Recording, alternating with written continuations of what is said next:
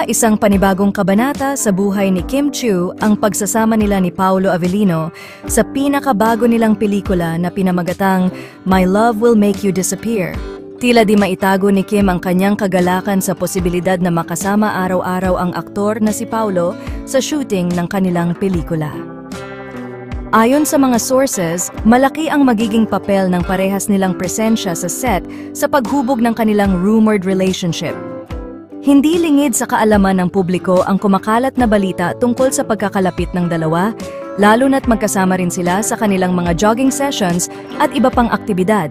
Ngayon, lalo pang titibay ang kanilang samahan dahil sa dami ng oras na ilalaan nila sa proyekto.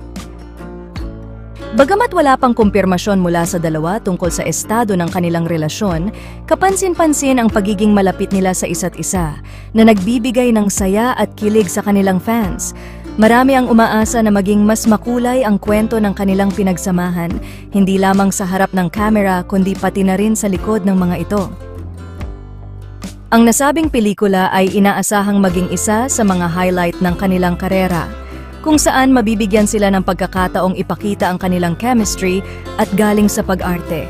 Sa dami ng oras na kanilang ilalaan sa shooting, marami ang naniniwala na mas magiging malalim ang kanilang pagkakaunawaan at paggalang sa isa't isa.